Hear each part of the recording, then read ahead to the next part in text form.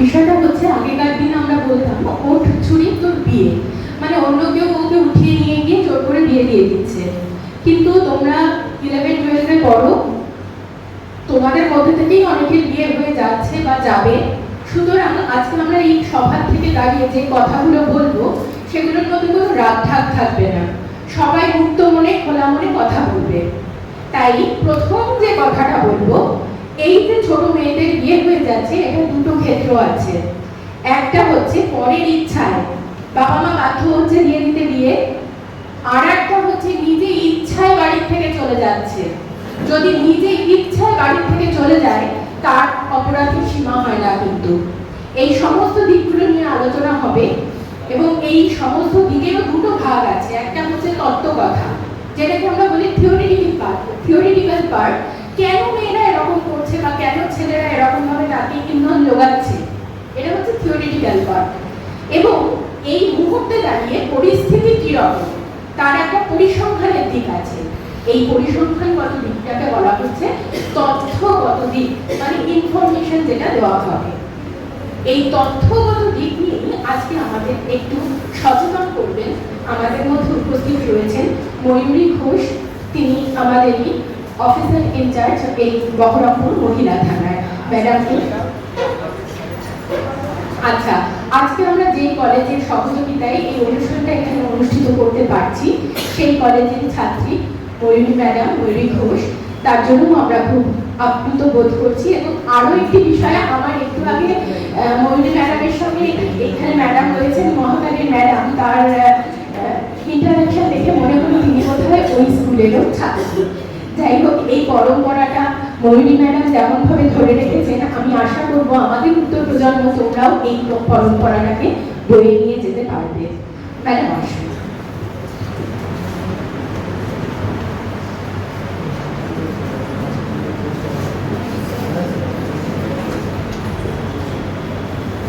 নমস্কার এবং সকলকে জানাই গুড আফটারনুন। মঞ্চে উপবিষ্ট আমাদের প্রিন্সিপাল স্যার, অধ্যাপক মহাশয়, এখানে ইউসিটিসি কলেজের যারা অধ্যাপক মহাশয় বৃন্দ রয়েছেন, ম্যাডামরা রয়েছেন, এবং আমার স্কুলের দিদি অবন্তিকা দিদি, আর যারা রয়েছে স্কুলের ছাত্রছাত্রী এবং কলেজের মধ্যে ছাত্র রয়েছে না, এখানে আমাদের কলেজের যারা ছাত্র রয়েছে তাদের সকলকে আমার তরফ থেকে আন্তরিক শুভেচ্ছা জানাই। আজকে যে বিষয়টা নিয়ে আলোচনা হচ্ছে এর পরিসর অনেক অনেক দিনের, অনেক বিস্তৃত। স্যার যেটা আলোচনা প্রসঙ্গে বললেন যে চাইল্ড ম্যারেজ বা বাল্য বিবাহ আজকের নতুন ইস্যু নয়, এটা আমাদের ভারতবর্ষের অনেক দিন ধরে চলে আসছে। প্রথম child marriage prohibition act pass করা হয়েছিল 1929 সালে, অর্থাৎ ব্রিটিশ পিরিয়ডে প্রথম কিন্তু child marriage act prohibition pass করা হয়। এবার এই চাইল্ড ম্যারেজ অ্যাক্ট 1929 হওয়ার পর আজও কেন চাইল্ড ম্যারেজ বন্ধ হচ্ছে না, কোথায় গিয়ে আমরা আমাদের ঘাটতি থেকে যাচ্ছে, সেটা ম্যাডাম যেটা বললেন তথ্যগত কিছু বিষয়ে আলোচনা হবে এবং তত্ত্বগত কিছু আলোচনা হবে। আমি তথ্যের পার্টটা তুলে ধরতে চাই। আমাদের যদি এখন ডেটা দেখা যায়, লাস্ট জুন মাসে আমাদের একটা মিটিং হয় ডিএম অফিসে, সেখানে আমরা পাচ্ছি ভারতবর্ষের মধ্যে চাইল্ড ম্যারেজের মুর্শিদাবাদ সবার উপরে রয়েছে। গোটা ভারতবর্ষে তো সব জায়গাতেই মেয়ে রয়েছে, বালিকা রয়েছে, চাইল্ড রয়েছে, ছেলে মেয়ে সবাই রয়েছে, তাহলে মুর্শিদাবাদে এত সমস্যা কেন হচ্ছে?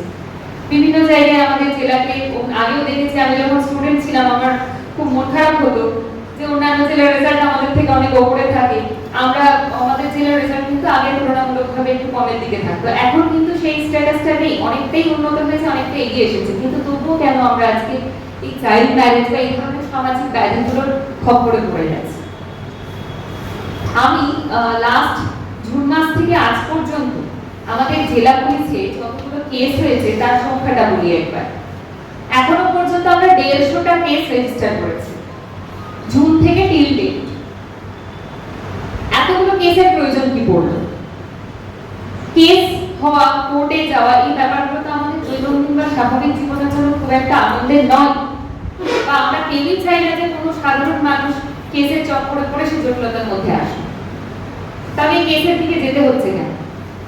তার প্রথম একমাত্র কারণ বলে আমার মনে হয়েছে সেটা হচ্ছে সচেতনতার অভাব। এবার এই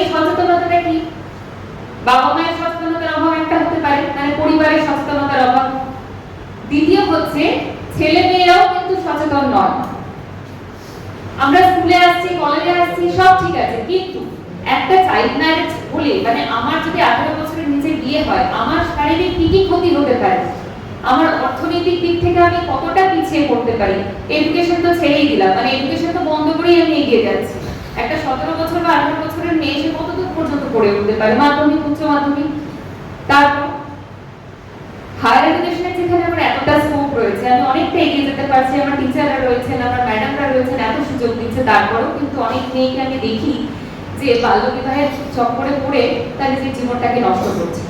আমরা প্রত্যেকদিন এরকম কেস পাই যেখানে দেখা যাচ্ছে যে কোনো মহিলা 13 বছর কি 14 বছর বয়স, এটা একটু ম্যাচিউর বয়সের কথা বলছি, মানে তার এখন 40-45 বয়স হয়েছে, কিন্তু তার তো একটা সময় চাইল্ড ম্যারেজ হয়েছিল, 13 কি 14 বছর বয়সে কাউকে ভালো লেগেছে, বিয়ে করে চলে গেছে।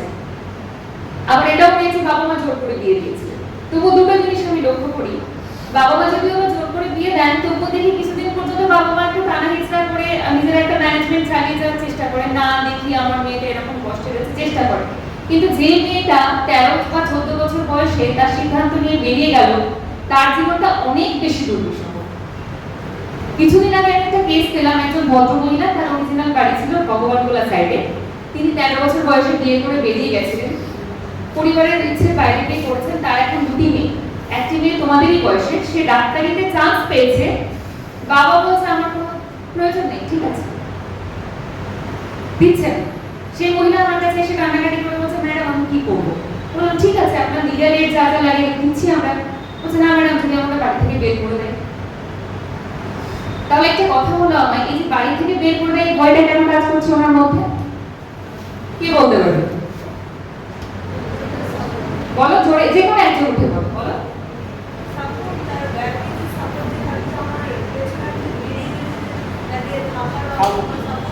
ঠিক একদম, মানেটা কি দাঁড়াচ্ছে, ওর ব্যাক সাপোর্ট তো নেই, ও সেলফ ডিপেন্ডেন্টও নয়, স্বনির্ভর হয়নি আজ পর্যন্ত। আজকে ওকে 43 বছর বয়সে এসে ভাবতে হচ্ছে আমি খাবো কি, মানে ওর এমন বয়স নেই যে পরিশ্রম করে খেতে পারবে, এমন বয়স নেই যে ইকোনমিক্যালি সেলফ ডিপেন্ডেন্ট হতে পারবে। তো সমস্যাটা এখানে। এত কথা বলার একটাই কারণ, যারা এখন স্টুডেন্ট রয়েছে, যারা মেয়েরা আমাদের রয়েছে, তোমরা এমন একটা দোরগোড়ায় রয়েছে যেখানে সিদ্ধান্ত গ্রহণের একটা খুব ভাইটাল সময়। আমি যখন মহাখালীতে তোমাদের মধ্যে ছাত্রী ছিলাম, ক্লাস 11-এ আমাদের বর্ডে ছিলেন শুক্লাদেব, উনি একটা কথা বলেছিলেন যে তোমরা তো উচ্চ মাধ্যমিক দিয়ে এবার বেরিয়ে যাবে, এখন অনেক কিছু জীবনে আসবে, অনেক ভালো লাগা আসবে, অনেক কিছু তোমরা চোখের সামনে দেখবে, সিদ্ধান্তটা কিন্তু তোমার। ওই ভালো লাগায় গিয়ে থেমে যাবে না তুমি এগিয়ে যাবে, থেমে গেলে জীবনটা ওখানেই শেষ। আমার অনেক বন্ধু বান্ধবকে এখনো দেখি যারা হয়তো তোমাদের মতো মানে ওই 17-18 বছর বয়সে নিজের জীবনটা বেছে নিয়েছে, তারা এখন সংসার করছে বা কিছু জিনিস মানিয়ে নিতে বাধ্য হচ্ছে, কিছু থাকে বলার জায়গা থাকে না, এই যে খাবো কি এই চিন্তাটা থাকে, এই চিন্তার জায়গাটা কিন্তু থাকে না। কিন্তু যদি তুমি সেলফ সাফিশিয়েন্ট হওয়ার পর সিদ্ধান্ত নাও, তাহলে একটা জায়গা থাকবে যেখানে তুমি তোমার জন্য ভাবতে পারবে, তোমার সন্তানের জন্য ভাবতে পারবে, পরিবারের জন্য ভাবতে পারবে। আমরা লাস্ট জুন থেকে এখনো পর্যন্ত চাইল্ড ম্যারেজ প্রহিবিশনের জন্য টোটাল 150টি কেস রেজিস্টার করেছি এবং সেখানে 249 জন অ্যারেস্ট আছে। এই অ্যারেস্ট কারা হচ্ছে? যে বিয়ে করছে, দেখা গেল কোনো মেয়ে 18 নিচে কিন্তু ছেলেটা 21-এর ওপর হয়ে গেছে, সে যদি বিয়ে করে সে কিন্তু কেসের আওতায় আসবে। আর কারা আসবে? ছেলের বাড়ির লোকজন, মেয়ের বাড়ির লোকজন, বিয়েতে যারা পৌরোহিত্য করছেন তিনি, যারা ভোজ খাচ্ছে, বর, প্রত্যেককে, শুধুমাত্র মাইনর গার্লটা বাদ দিয়ে প্রত্যেককে কিন্তু এই কেসের আওতায় আসবে। আমরা তোমরা দেখে নিতে পারো, স্যার আমি একটা কপি এনেছি, চাইল্ড ম্যারেজ প্রহিবিশন অ্যাক্ট 2006, এটা সবাই একটু নেটেও দেখে নিতে পারো।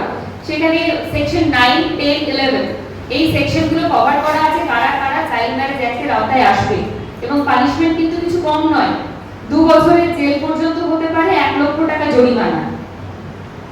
তো যারা অনেক সময় দেখি কি বাড়ির লোকজন জোর করে বিয়ে দিলে তো তাদের এই পানিশমেন্ট হলো, কিন্তু যে পালিয়ে গিয়ে করবে তার কি হবে? তাকে আইনের পানিশমেন্টের দরকার নেই, সারা জীবনের পানিশমেন্ট সে নিজেই বেছে নেবে। কারণ আমরা দেখি সে কিছুদিন পরে এসে কান্নাকাটি করে বলে আমাকে খেতে দিচ্ছে না, মারছে, বাচ্চা বলে করে এসে বলছে বাচ্চার খাবার দিচ্ছে না। এখন এই জোরটা আমরা কখন গিয়ে করবো? যখন সে মেজর হবে, সে তো অলরেডি নিজেই মাইনর, 18 নিচে একটা মেয়ে এসে যদি বলে, বাচ্চা বলে এসে বলছে আমাকে খেতে দিচ্ছে না, তাহলে প্রথম অপরাধ হচ্ছে সে তার স্বামী তো পক্সো আইনের মধ্যে ঢুকে যাবে। লাস্ট কয়েক দিনে আমাদের এই যে কেসগুলো হচ্ছিল তাতে আমরা এটাও ফেস করেছি, হয়তো মাইনর মানে মেয়েটা 18 নিচে, বাড়ির লোকজন জেনে বুঝেই দিয়ে দিয়েছে, শ্বশুর বাড়ির লোকজন ছেলেরা পর্যন্ত পক্সো অ্যাক্টে ঢুকছে, এবং পক্সো অ্যাক্ট কিন্তু সহজ আইন নয়। চাইল্ড ম্যারেজে তোমাদের যেটা বললাম 2 বছরের পানিশমেন্ট, পক্সো মানে prohibition of children from sexual offence, ওই আইনের মধ্যে ওর হাজবেন্ড চলে আসবে, যেহেতু 18 নিচে বিয়ে করেছে, তার সঙ্গে সহবাস করছে, খাচ্ছে, এই আইনের আওতায় এলে সেই ছেলেটার লাইফে সবথেকে বড় বিপর্যয় যেটা মিনিমাম 10 বছর পর্যন্ত জেল। এবার সেক্ষেত্রে যারা ছেলেরা আছে তাদেরকে একটা কথা বলার, এই রেসপন্সিবিলিটি কিন্তু সবার।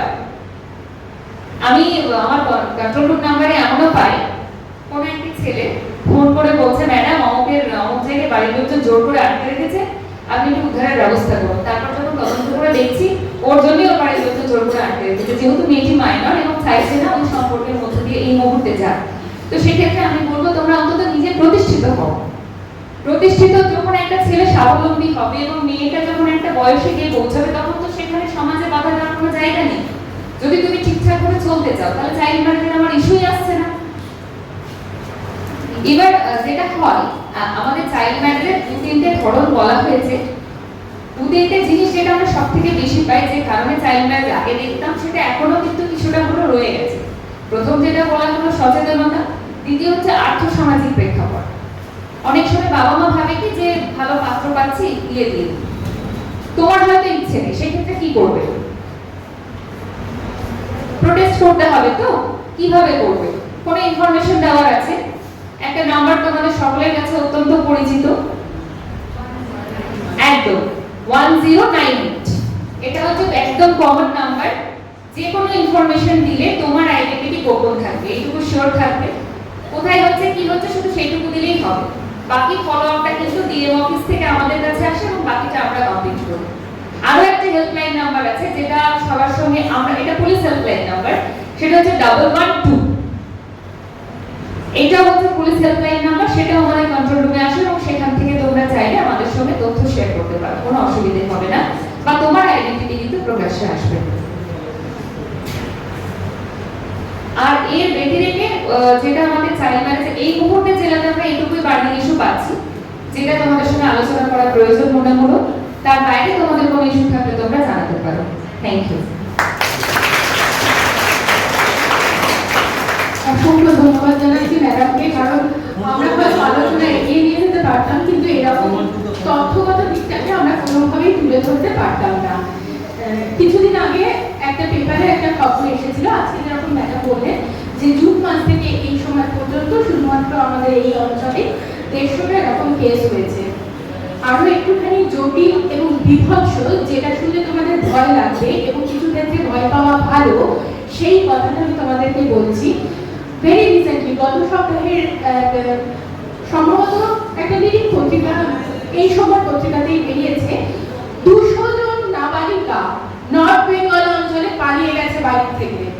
তাদের কিন্তু কেউ বলেনি ওর ছুরি আছে তোর বিয়ে হবে, বাবা মা দাদা দিদি বোন ভাই কেউ তাকে ফোর্স করেনি বিয়ের জন্য, নিজেরা বাড়ি থেকে পালিয়ে গেছে। এবং যখন তারা ফিরে এসেছে, অনেকগুলো দিন 2-3 মাস বাদে যখন তারা ফিরে এসেছে, তার মধ্যে প্রায় 150 জন অন্তঃসত্ত্বা।